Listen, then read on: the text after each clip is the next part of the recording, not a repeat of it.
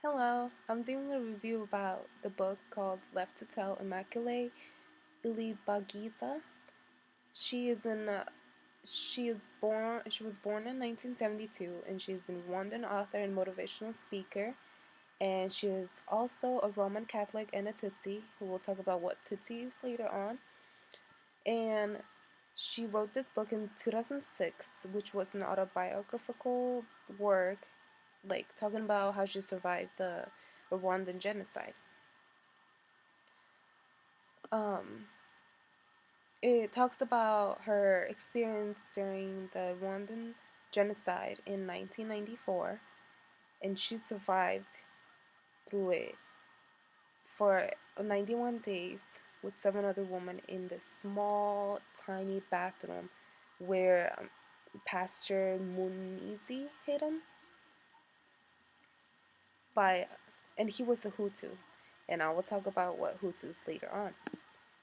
This all happened when um there's the three tribes in Rwandan called Tutsi, Hutu, and then Rwa. And she was a Tutsi, and like I said, the pastor was a Hutu, and so they had a bad historical relations in the past, but but they were coexisting until then, 1994, where the genocide outbreak. Um, so I'm gonna start talking about like from the beginning, like her family and what happened, what led to what happened. Um, she was born in a very intelligent family. Um, the parents are both teachers, and all of her brothers went to school, and she was close to a brother named Damascene the most, who had a master's degree, and she was going to a college. She was she went to a boarding school for a high school education, and then she went to the national university. So whenever she was at college, and then she visited back to her family, this has all happened, and they were. It started by like when Hutus were saying that before Tutsis start attacking us, we should attack him and prevent that before we get attacked, which wasn't true.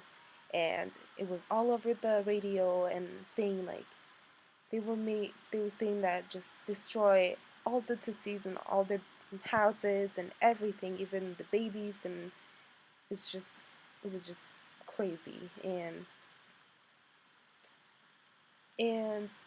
they were really well respected family, and everybody went to them for their problems, and they were just really helpful family.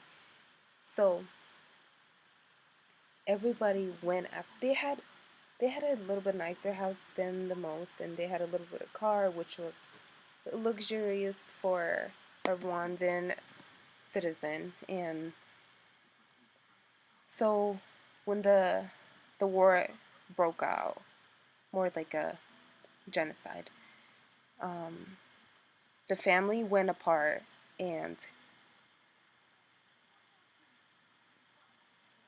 and so family went apart, and then so she went and hid with the Pastor Munsi, who was a um, Hutu, and that was, and then like I mentioned before, that they hid in there for 91 days, and in there she just talked to God and prayed for everything, and she had so much hatred, but with God's help, she was able to forgive everything. She's soon to find out that their parents and her brother were dead, but one of the brothers were out of country, so he wasn't affected by all this. So so she finds out that all of her family is dead, and is just it's just crazy. And in the end, it's and then after they hid in the bathroom, there was a French camp that was helping out all the Tutsis. So they hid there for a little bit, and then later they went to the Tutsi army where they were safe because they were with their own people.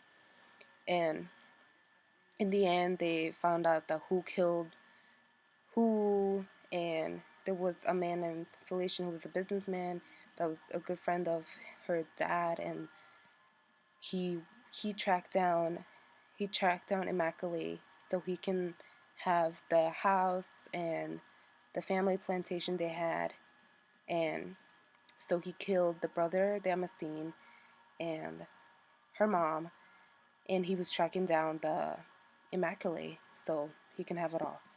And it was just in the end she just said, "I forgive you." And it was just really heartbreaking throughout the book, and I was literally cried like twice in the book, and it's just so heartbreaking. And I just put myself in her shoes, and it's just like I wouldn't even know how to handle that. I wouldn't even know the word forgiveness if I was her, but with God's help she did. And I'm just in love with this book, and it's just so emotional, and just everybody should read and learn about forgiveness and in touch with God. So it's so beautiful. And but yeah, thanks for watching.